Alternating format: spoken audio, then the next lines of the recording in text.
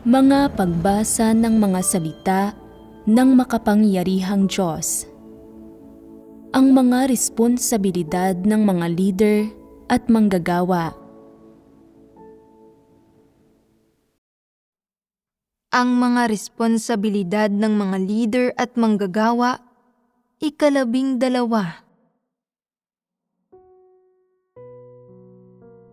Ika-4, agarang alamin ang kinaroroonan ng mga handog, pati na rin ang iba't ibang sitwasyon ng mga tagapag-ingat ng mga ito.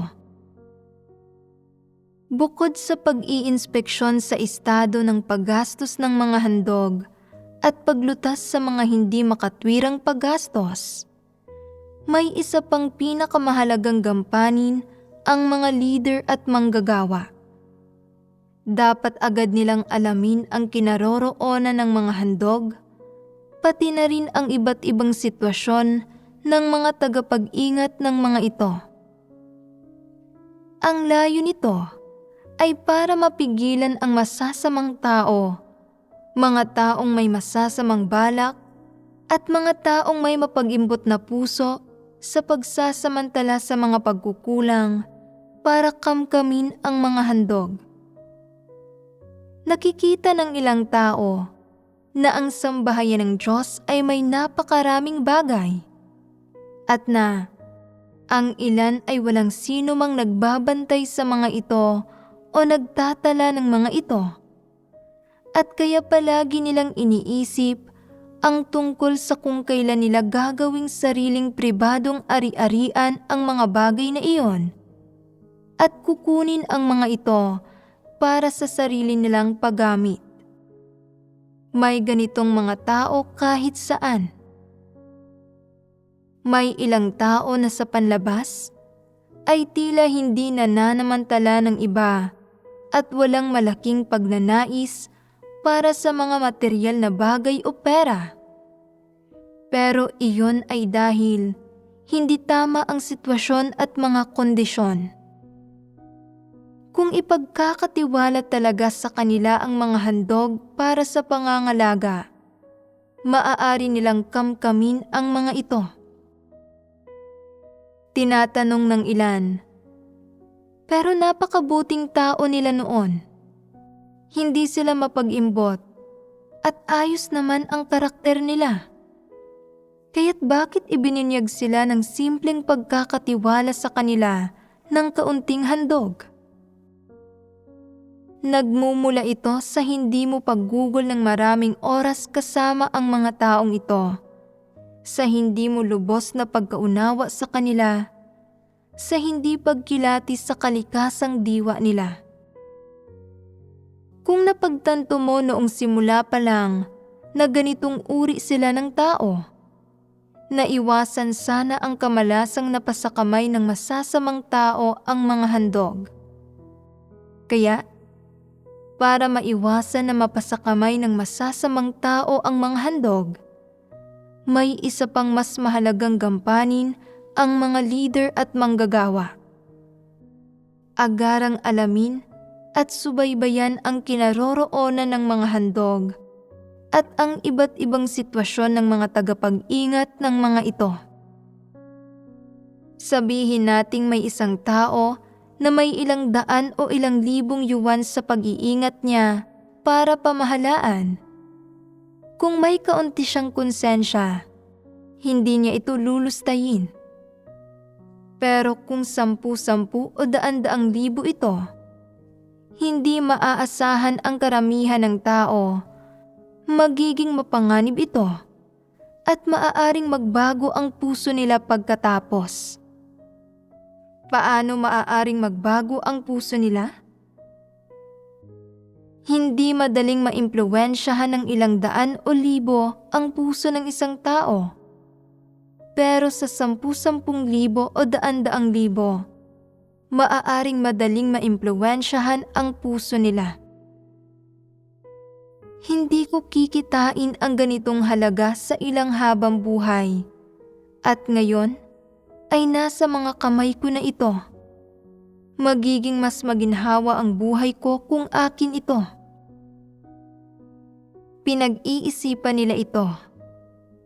Hindi ako nakokonsensya sa pag-iisip ng ganito. Kaya may Diyos ba talaga o wala? Nasaan ang Diyos? Hindi ba totoo na walang nakakaalam na mayroon ako ng ganitong mga kaisipan? Walang nakaalam at hindi ako nakokonsensya o nababahala. Ibig sabihin ba nito na walang Diyos? Kung ganoon, kung kukunin ko ang perang ito para sa sarili ko, hindi ba ako mahaharap sa anumang parusa o pagganti? Wala bang magiging mga kahihinatnan? Hindi ba't nasa proseso ng pagbabago ang puso ng taong ito? Hindi ba't nasa panganib ang mga handog na nasa pangangalaga niya? Bukod dito, may ilang taong namamahala sa mga handog na talagang mahusay. May pundasyon sila sa pananampalataya nila sa Diyos at tapat sila sa mga kilos nila. At kahit ilagay mo pa sa pangangalaga nila ang ilang 10,000 o 100,000 yuan, magagawa nila ito ng maayos at garantisadong hindi nila ito lulustayin. Pero may ilang walang pananampalataya sa mga pamilya nila at kapag nakakakita ng pera ang mga taong iyon, namumula ang mga mata ng mga ito, gaya ng kapag namataan ng isang lobo ang biktima nito. Kalimutan na ang tungkol sa 10,000 o 100,000. Ibubulsa nila ang 1,000 yuan kung makita nila ito. Wala silang pakialam kung kanino ito. Naniniwala sila na pag-aari ito ng sino mang makapagbubulsa nito, ng sino mang unang makakukuha nito. Kung may ganitong masasamang lobo sa paligid ng taong nangangalaga sa mga handog, hindi ba't nanganganib na makamkam ang mga handog saan man at kailanman? Maaari bang mangyari ang gayong sitwasyon? Hindi ba't mapanganib kung ang mga leader at manggagawa ay pabaya at walang pagpapahalaga sa responsibilidad at hindi man lang nila ito napapansin o nagtatanong tungkol dito at hindi ito sinisiyasat kapag nasa gayong mapanganib na sitwasyon ang mga handog? Maaaring magkaroon ng problema saan man at kailanman. May isa pang uri ng sitwasyon. May ilang tagapag-ingat na parehong nangangalaga ng pera at iba't ibang item sa tahanan nila at nagpapatuloy rin sila sa bahay ng mga kapatid at mga leader at manggagawa roon. Maaaring medyo ligtas ito pansamantala, pero angkop ba na itago ang mga handog doon ng mahabang panahon? Kahit na ang taong nangangalaga ng mga ito ay angkop, ang kapaligiran at mga kondisyon ay tiyak na hindi. Maaaring tanggalin ang mga taong pinapatuloy nila sa bahay o hindi kaya ay ang mga handog. Kung hindi sinisiyasat ng mga leader at manggagawa ang gawaing ito, ni tinutupad ang responsibilidad nila kaugnay rito, maaaring magkaroon ng pagkakamali saan man at kailanman. Maaaring dumanas ng kawalan ang mga handog at mapasakamay ng masasamang demonyo saan man at kailanman. May isa pang uri ng sitwasyon. May ilang iglesia na nasa mga mapanlaban na kapaligiran kung saan madalas na inaaresto ang mga tao at dahil dito, may malaking tsansa na ang mga lokasyon ng mga tahanan na nangangalaga ng mga handog ay ipagkakanulo at masasalakay at mahahalughog ng malaking pulang dragon. Ang mga handog ay maaaring nakawin ng masasamang demonyo anumang oras. Angkop ba ang gayong mga lugar para pag-imbakan ng mga handog? Hindi.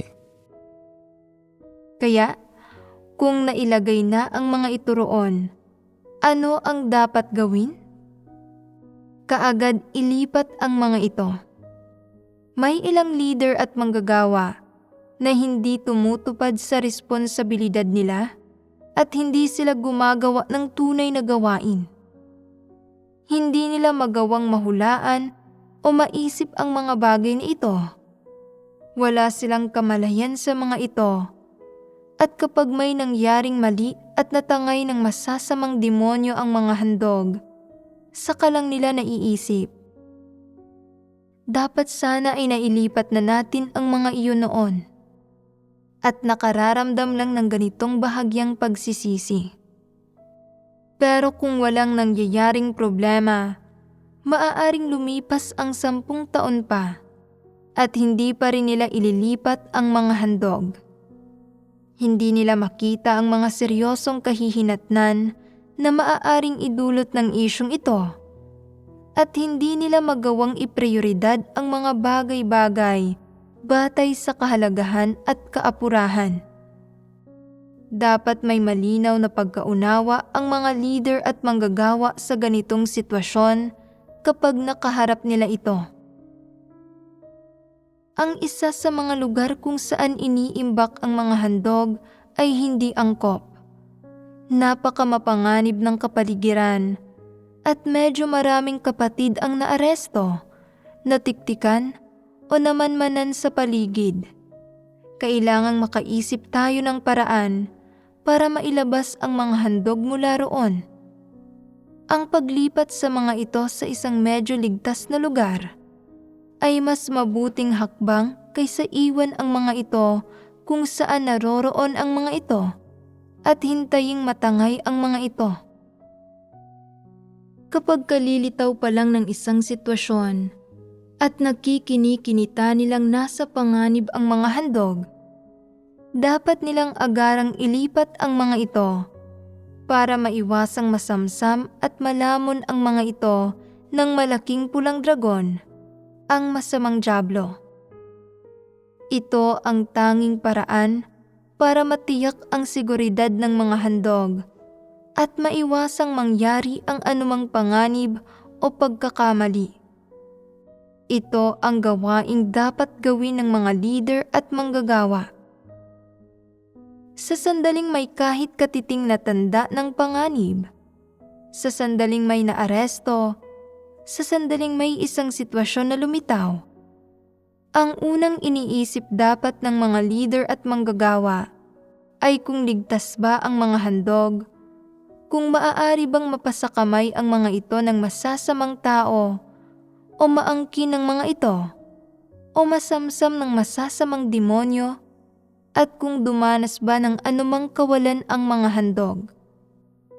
Dapat kaagad silang gumawa ng mga hakbang para protektahan ang mga handog. Ito ang responsibilidad ng mga leader at manggagawa.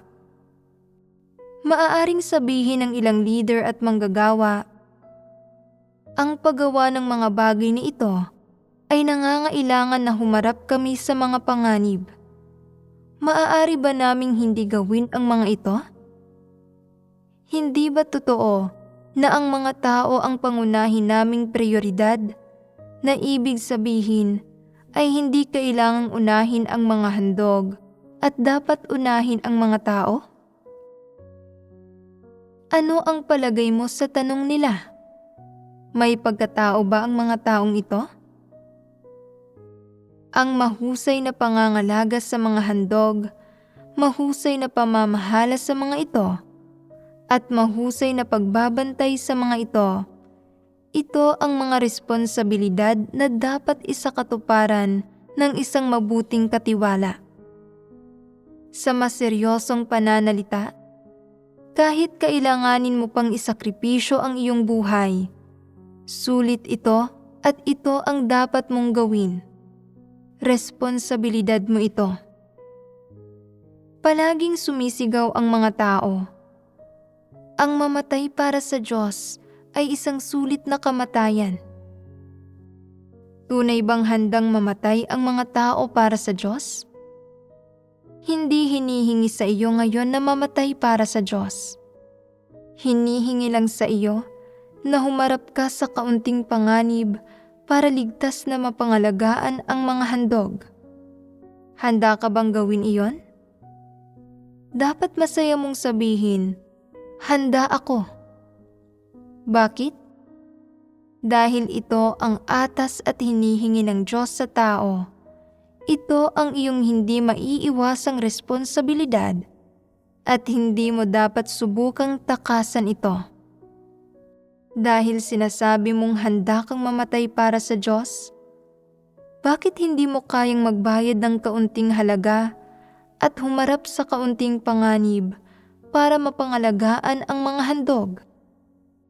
Hindi ba't ito ang dapat mong gawin? Kung wala kang ginagawang anumang tunay, pero palagi kang sumisigaw tungkol sa kahandaang mamatay para sa Diyos, hindi ba't hungkag ang mga salitang ito?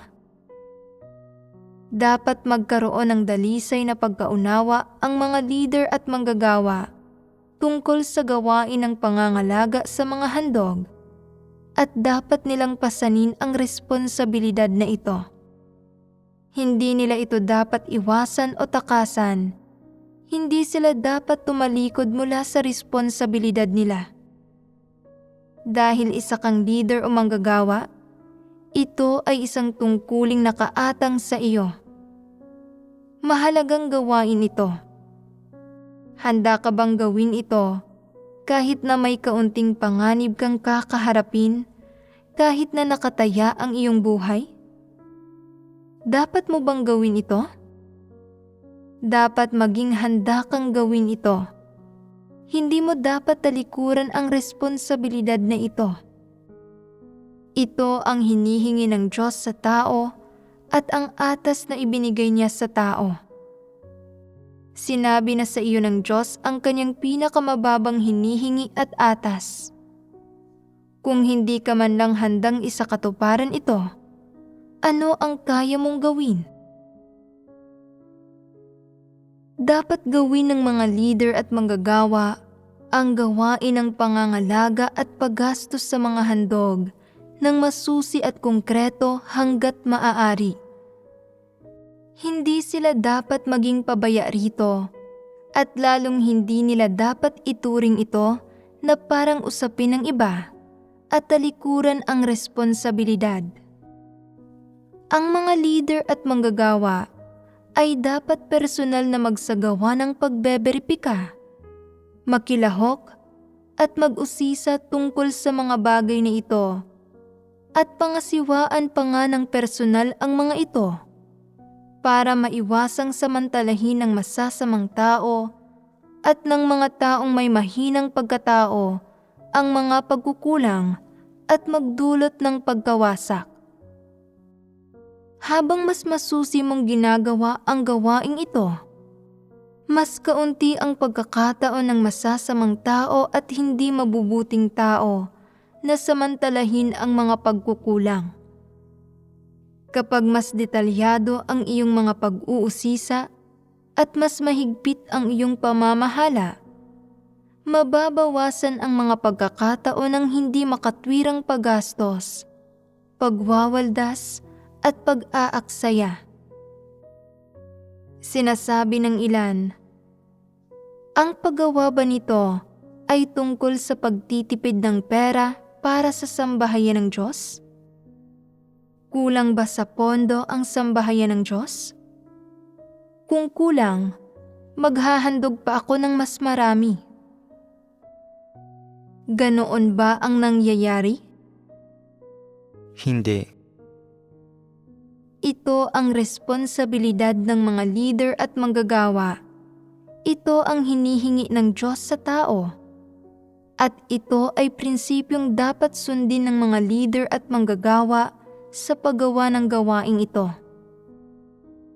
Bilang isang mananampalataya sa Diyos, bilang isang taong tumanggap ng tungkulin bilang katiwala sa sambahayan ng Diyos, ang saloobin mo sa mga handog ay dapat na saloobin ng responsibilidad at pagsasagawa ng mahigpit na pagbeberipika. Kung hindi, hindi ka kalipikado na gawin ang gawaing ito. Kung isa kang ordinaryong mananampalataya na walang pagpapahalaga sa responsibilidad at hindi naghahangad sa katotohanan, hindi hihingin sa iyo na gawin ang mga bagay na ito. Isa kang leader o manggagawa. Kung wala ka ng ganitong pagpapahalaga sa responsibilidad, hindi ka angkop na maging leader o manggagawa, at kahit pa maglingkod ka bilang isang leader o manggagawa, isa kang iresponsableng huwad na leader o huwad na manggagawa at ititiwalag ka sa malaot madali. Ang lahat ng ganap na walang pagpapahalaga sa responsibilidad ay mga taong hindi talaga nagtatanggol sa gawain ng sambahayan ng Diyos. Lahat sila ay walang kahit katiting na konsensya at katwiran. Paanong makagaganap ng mga tungkulin ang gayong mga tao? Lahat sila ay walang isip na basura.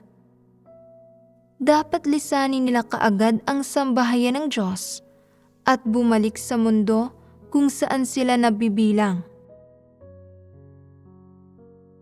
Kung hindi tayo nagbahagi na ng ganito sa karaniwang kaalaman tungkol sa mga handog, pati na rin sa mga katotohanang may kinalaman sa pangangalaga sa mga handog at sa mga prinsipyong dapat isagawa ng mga tao, hindi ba't magiging malabo sa inyo ang mga bagay na ito?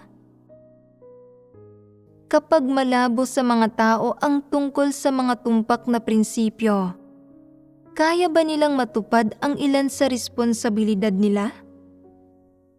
Natutupad ba nila ang responsibilidad nila? Hindi ba't karamihan ng tao ay sumusunod lang sa pinakamababaw na teorya at prinsipyo ng ano't anuman, hindi ko pinag-iimbutan ang mga handog sa Diyos. Hindi ko nilulustay o maling ginagamit ang mga ito at binabantayan ko ng mabuti ang mga ito at hindi hinahayaan ang mga tao na basta-bastang gastusin ang mga ito. Sapat na iyon? Ito ba ang pagsasagawa ng katotohanan? Pagtupad ba ito sa responsibilidad ng isang tao? Kung ang karamihan ng kaalaman ng mga tao ay hindi lalampas sa ganitong pamantayan, ang paksang ito ay kinakailangan talagang pagbahaginan. Sa pamamagitan ng pagbabahagi ng ito, mas naaarok at nauunawaan mo na ba ang tungkol sa kung paano pangangalagaan ang mga handog at ang saloobin at kaalaman na dapat mayroon ka sa pangangalaga ng mga ito? Tatapusin natin dito ang pagbabahagi na natin sa mga katotohanang may kaugnayan sa mga handog at sa mga prinsipyong kaugnay ng kung paano tratuhin at pamahalaan ang mga handog. Ang mga saloobin at pagpapamalas ng mga huwad na leader kaugnay sa mga handog.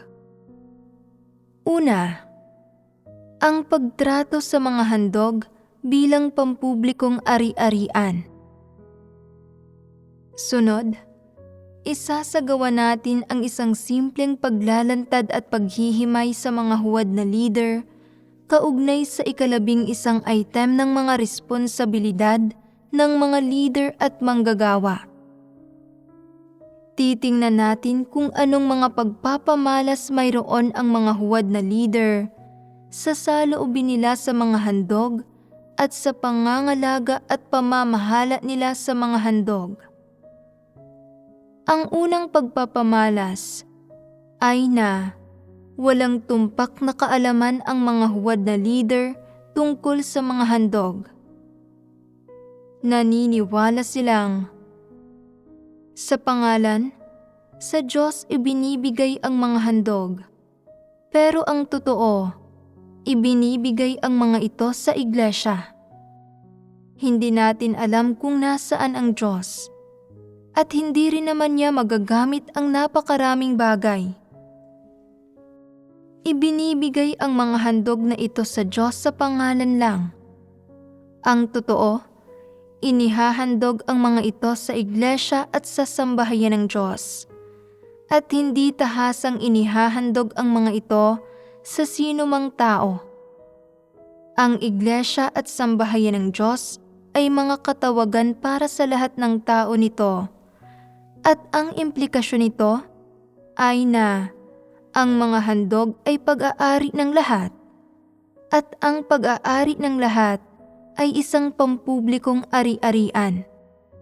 Kaya, ang mga handog ay pampublikong ari-arian na pag-aari ng lahat ng kapatid. Tumpak ba ang pagkaunawang ito? Napakalinaw na hindi ito tumpak. Hindi ba't may problema sa pagkatao ng mga taong may gayong pagkaunawa? Hindi ba't mga tao sila na nag-iimbot sa mga handog? Ang mga taong may mapag-imbot na puso at pagnanais na kamkamin ang mga handog ay gumagamit ng pamamaraan na ito at pananaw na ito pagdating sa mga handog. Malinaw na pinag-iinteresa nila ang mga handog at gusto nilang angkinin ang mga ito para sa sarili nilang kasiyahan. Anong uri ng mga nilalang ang mga ito? Hindi ba't kauri ang mga ito ni Judas? Kaya, itinuturing ng ganitong uri ng leader o manggagawa ang mga handog sa Diyos bilang pampublikong ari-arian ng iglesia. Kinikimkim nila ang ganitong uri ng saloobin sa puso. Hindi nila taimtim na pinangangalagaan ang mga handog o pinamamahalaan ang mga ito ng makatwiran at responsable. Sa halip, ginagamit nila ang mga handog ayon sa kagustuhan nila, nang walang pakundangan at nang ganap na walang pagpipigil, nang walang mga prinsipyo. Pinahihintulutan nila ang sino man na gamitin ang mga ito, at kung sino man ang may opisyal na posisyon na mas maringal, ang kung sino man ang may katayuan na mas mataas, sino man ang tanyag sa mga kapatid, ang nakakakuha ng prioridad sa pag-angkin at paggamit ng mga ito. Katulad din ito sa mga kumpanya at pabrika sa lipunan, kung saan ang mga sasakyan ng kumpanya at ang magaganda at mga dekalidad na kagamitan ay para sa paggamit ng mga manager, mga direktor ng pabrika at mga tagapangulo.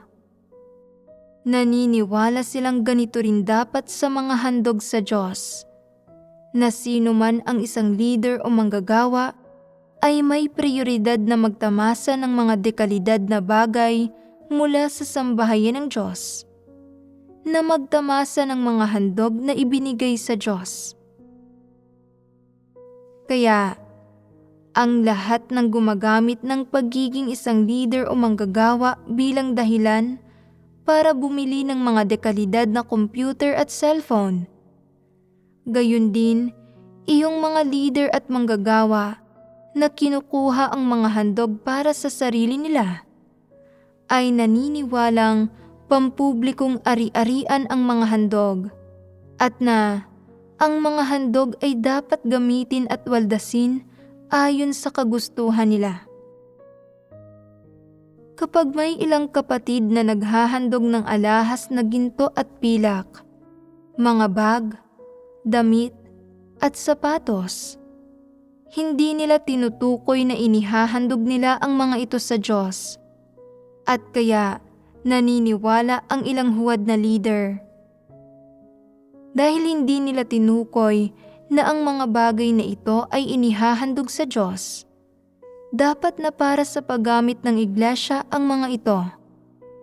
Ang anumang ibinigay sa iglesia ay pampublikong ari-arian, at dapat na may prioridad ang mga leader at manggagawa sa pagtatamasa ng mga pampublikong ari-arian.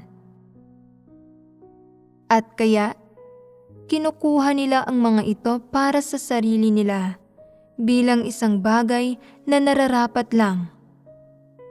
Ang mga bagay na natira matapos nilang pagpilian ang mga ito ay maaaring gamitin ng sino mang may gusto o kunin ng sino mang may gusto. Pinaghahatian ng lahat ang mga ito. Tinatawag ito ng mga leader at manggagawa na pagbabahagi ng yaman. Sa pagsunod sa kanila, makakakain at makaiinom ng mabuti ang mga tao at tunay na masisiyahan.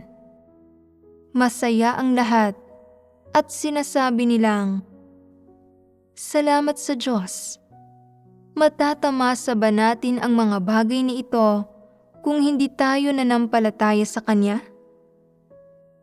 Ang mga ito ay mga handog at hindi tayo karapat-dapat na tamasahin ang mga ito. Sinasabi nilang hindi sila karapat-dapat, pero mahigpit nilang hinahawakan ang mga bagay na iyon at hindi nila bibitiwan. Hindi lang basta kinakamkam ng gayong mga leader at manggagawa ang mga handog at pinaghahatian ang mga ito, at personal na tinatamasa ang mga ito nang hindi kinukuha ang pagsang-ayon ni numan. Habang ginagawa nila ito, pare-pareho nilang binabaliwala ang pamamahala, paggastos at paggamit ng mga handog, ni hindi sila pumipili ng mga angkop na tao para mamahala at mag-ingat ng mga tala ng mga ito, at lalong hindi nila sinusuri ang mga account o masusing sinisiyasat ang kalagayan ng mga gastos. Ang pagwawalang bahala ng mga huwad na leader sa pamamahala ng mga handog ay humahantong sa kaguluhan at nawawala at nawawaldas ang ilang handog. Ang pinakakapansin-pansin sa gawain ng mga huwad na leader ay na ang lahat ay kumikilos ng ayon sa sarili nilang kagustuhan. Kung ano ang sinasabi ng superbisor ng anumang pangkat, iyon ang nasusunod. At kapag kailangan ng anumang pangkat na bumili ng isang bagay, maaari nilang pagpasyahan ito ng sila-sila lang, nang hindi kinakailangang magsumite ng kahilingan para sa pagsang-ayon. Hanggat kailangan ang isang bagay para sa gawain, mabibili nila ito nang hindi inaalala kung magkano ang halaga nito, kung magagamit nila ito o kung kinakailangan ito o hindi. Ano't anuman, ginagastos nila ang mga handog, hindi ang pera ng sinuman. Hindi ito pinangangasiwaan ng mga huwad na leader o hindi sila nagsasagawa ng pagbeberipika, lalong hindi sila nagbabahaginan tungkol sa mga prinsipyo. Kapag may biniling isang bagay, pare-parehong binabaliwala ng mga huwad na leader kung may sino mang mangangalaga rito, kung maaaring may maging mali rito, o kung sulit ang perang ginastos para dito. Bakit binabaliwala nila ang mga bagay na ito? Dahil hindi kanila ang pera. Iniisip nilang maaari itong gastusin ni numan. Dahil ano't anuman, hindi naman nila pera ang ginagastos. May kaguluhan sa bawat aspekto ng pamamahala sa mga handog. Gaano ito kagulo? Katulad ito sa malalaking pabrikang pag-aari ng Estado sa mga sosyalistang bansa, kung saan ang lahat ay nakakukuha ng pantay-pantay na bahagi, gaano man karami ang trabahong ginagawa nila. Ang lahat ay nag-uuwi ng mga bagay-bagay, kumakain ng pagkain ng pabrika at kumikita ng pera ng pabrika, at naglulustay ng mga gamit ng pabrika. Ganap na kaguluhan ito. Hindi gumagawa ang mga huwad na leader ng mga patakaran para sa paggastos sa pagbili ng mga aparato o kagamitan. Gumagawa ng mga patakaran ang sambahayan ng Diyos, pero hindi nila masusing sinisiyasat, tinitingnan, sinusubaybayan o iniinspeksyon ang mga gastos. Hindi nila ginagawa ang alinman sa gawaing ito. Ang gawain ng mga huwad na leader ay lubos na magulo, walang kaayusan sa anumang bagay, at may mga kapintasan sa lahat ng lugar. Sa bawat pagkakataon, ang masasamang tao at iyong nasa maling lugar ang puso ay pinahihintulutang samantalahin ang mga pagkukulang at manlamang. Ang mga handog para sa Diyos ay walang habas na winawaldas at inaaksaya ng mga taong iyon, pero hindi sila pinarurusahan o pinapatawan ng disiplina sa anumang paraan, ni hindi sila binibigyan ng babala. Anong uri ng mga leader at manggagawa ang mga ito? Hindi ba't pinagtataksila nila ang tumutustos sa kanila? Mga katiwala ba sila ng sambahayan ng Diyos? Sila ay mga magnanakaw na traidor sa sambahayan ng Diyos. Paano dapat tingnan ang mga leader at manggagawang ito na hindi umaako ng responsibilidad pagdating sa pangangalaga sa mga handog? Hindi ba't mayroon silang mababang karakter at walang konsensya at katwiran? Itinuturing ng mga huwad na leader na ito ang mga bagay na inihandog ng mga kapatid sa Diyos at sa iglesia bilang ari-arian ng sambahayan ng Diyos, at sinasabing dapat itong pamahalaan ng mga kapatid bilang isang grupo. At kaya, kapag may natuklasang mga problema at pinananagot ng ang itaas ang mga tao, ginagawa nila ang lahat ng makakaya nila para ipagtanggol ang sarili nila, at hindi nila kinikilala kung gaano kalubha sa kalikasan ang pagnanakaw at pagkamkam nila sa mga handog sa Diyos matapos nilang maging leader at magkamit ng katayuan. Hindi ba't may mababang karakter ang mga taong ito?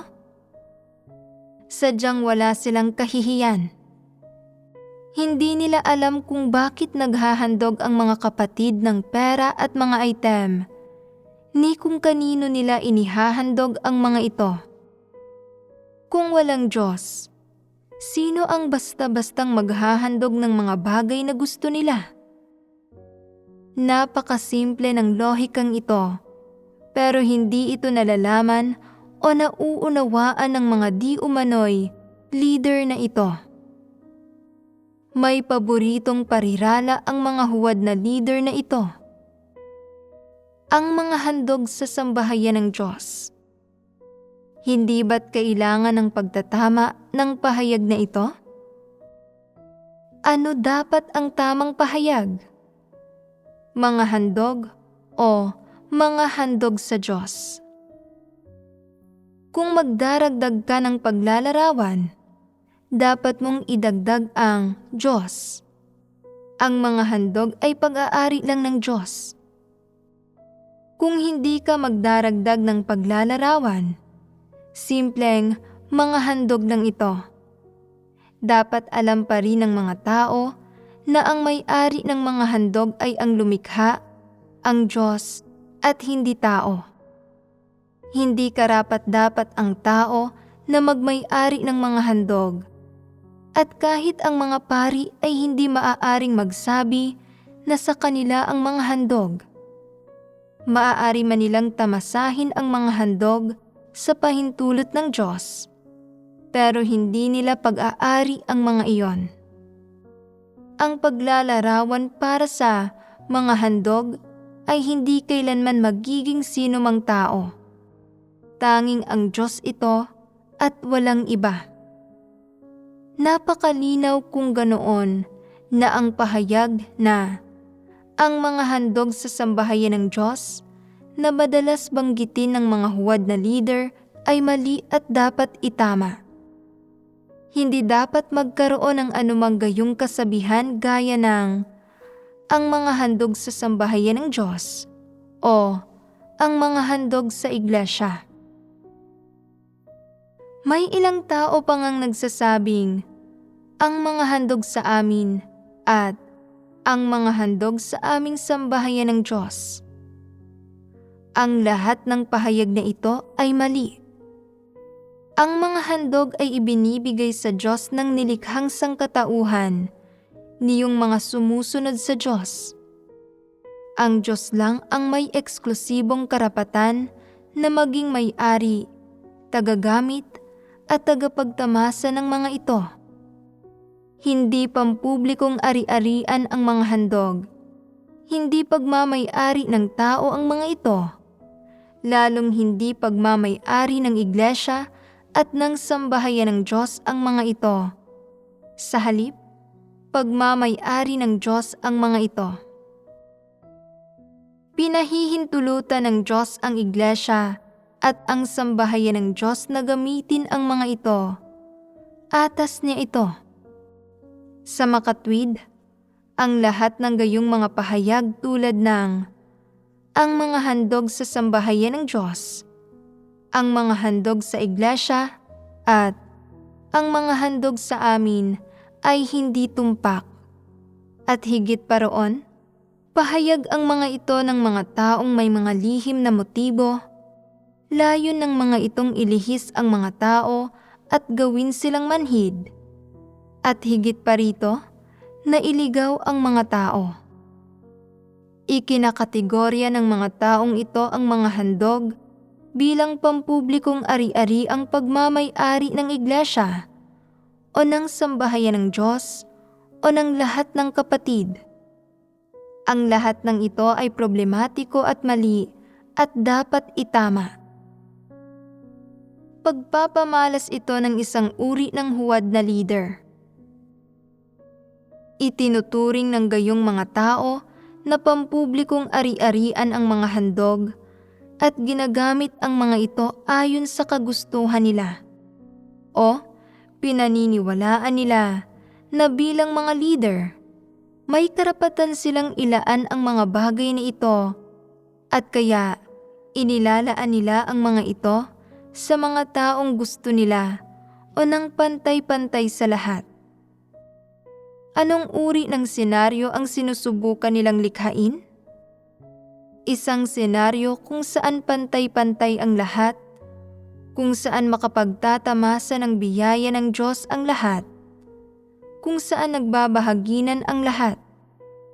Gusto nilang bilhin ang pabor ng mga tao sa pamamagitan ng pagiging mapagbigay gamit ang mga pinagkukunan ng sambahayan ng Diyos. Hindi ba't kasuklam-suklam iyon?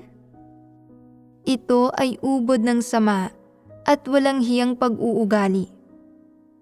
Paano dapat ilarawan ang gayong mga tao? Pinag-iimbutan ng gayong mga huwad na leader ang mga handog at para pigilan ang mga tao na pangasiwaan, ilantad at kilatisin sila. Inilalaan nila sa mga kapatid ang mga tirang item na hindi nila ginagamit. Binibili ang pabor ng mga ito at kinakamtan ang isang senaryo kung saan ang lahat ay pantay-pantay at binibigyang kakayahan ang lahat na makinabang mula sa pakikisalamuha sa kanila para walang sino mang maglalantad sa kanila. Kung nakatagpo kayo ng ganitong uri ng leader na makapagpapahintulot sa inyo na makakuha ng ilang pakinabang at na kung kanino kayo makapagtatamasa ng ilang pampublikong ari-arian. Kung mayroon kayong ganitong karapatan at sinamantala ninyo ang ganitong kalamangan, magiging masaya ba kayo roon? Magagawa ba ninyong tanggihan ito? Kung mapag-imbot kayo, Walang may takot sa Diyos na puso at hindi natatakot sa Diyos. Hindi ninyo ito magagawa. Ang sino mang may kaunting integridad, kaunting katwiran, at kaunting may takot sa Diyos na puso ay tatanggihan ito. At kikilos siya para pagsabihan ang leader na iyon, para pungusan ito, para pigilan ito. Sinasabing, ang unang bagay na dapat mong ginagawa bilang isang leader ay ang pangangasiwa ng mabuti sa mga handog, hindi paglulustay sa mga ito, lalong hindi pagpapasya ng walang autorisasyon na ilaan ang mga ito sa lahat ayon sa sarili mong kagustuhan. Wala kang ganoong karapatan. Hindi iyon ang atas ng Diyos sa iyo. Ang mga handog ay para sa paggamit ng Diyos at may mga prinsipyo sa paggamit ng iglesia sa mga ito.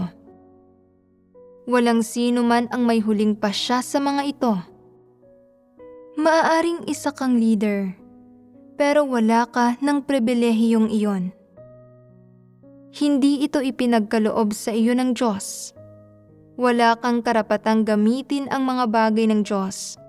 Hindi ka inatasan ng Diyos para sa gawaing iyon. Kaya, magmadali ka at hubarin ang mga alahas na ginto at pilak na inihandog ng mga kapatid sa Diyos, at hubarin mo ang mga damit na inihandog nila sa Kanya. Magmadali ka at magbayad ng kompensasyon para sa mga bagay na kinain mo na hindi mo dapat kinain.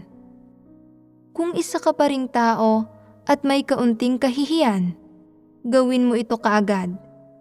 Bukod pa rito, kanino mo man ipinadala ang mga handog na ito para bilhin ang pabor nila, o sino man ang hinayaan mong kamkamin ang mga ito at tamasahin ang mga ito, bawiin mo kaagad ang mga handog na iyon. Kung hindi mo ito gagawin, ipaaalam namin ito sa lahat ng kapatid at pangangasiwaan ka namin bilang isang Judas. Maglalakas loob ba kayong gawin ito? Ang lahat ay may ganitong responsibilidad pagdating sa mga handog, at dapat nilang ituring ang mga ito ng may ganitong konsensya at ganitong uri ng saloobin. Siyempre, mayroon din sila ng obligasyong ito na pangasiwaan kung paano tinatrato ng iba ang mga handog, kung pinangangalagaan ba ng mga ito ang mga handog ng maayos, at kung pinamamahalaan ba ng mga ito ang mga handog ng naaayon sa mga prinsipyo. Huwag ninyong isipin na wala itong kinalaman sa inyo, at pagkatapos ay hindi kayo magiging responsable.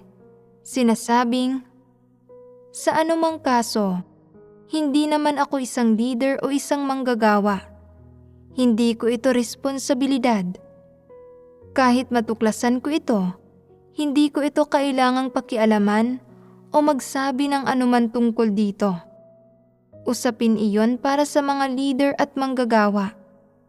Sino mang basta-bastang gumagastos ng pera at naglulustay ng mga handog, siya ay isang Judas, at parurusahan siya ng Diyos pagdating ng panahon.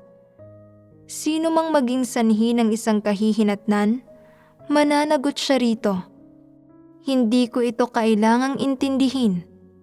Ano ang mabuting maidudulot ng pakikialam ko rito? Ano ang masasabi ninyo sa ganitong uri ng tao? Wala siyang konsensya. Kung matutuklasan ninyo na sa ilang lugar na hindi sinisiyasat ng mga leader at manggagawa, may mga taong nagwawaldas at nagkakamkam ng mga handog, dapat mong personal na bigyan ng babala ang mga taong sangkot at agaran din itong iulat sa mga leader at manggagawa. Dapat mong sabihin, madalas kunin ng pinuno ng aming pangkat at ng aming leader ang mga handog para sa sarili nila. Basta-basta rin nilang ginagastos ang mga handog at hindi sila nakikisali sa mga pakikipagtalakayan sa iba at nagpapasya lang sa sarili nila na bilhin ito at iyon. Karamihan sa mga gastos nila ay hindi alinsunod sa mga prinsipyo. Mapangangasiwaan ba ito ng sambahayan ng Diyos? Responsibilidad ng hinirang ng mga tao ng Diyos na iulat at ipaalam ang mga problemang natutuklasan nila. Ang ating naunang pagbabahaginan ay tungkol sa pagpapamalas ng isang uri ng huwad na leader. Ang saloobin niya sa mga handog ay tratuhin ang mga ito bilang pampublikong ari-arian.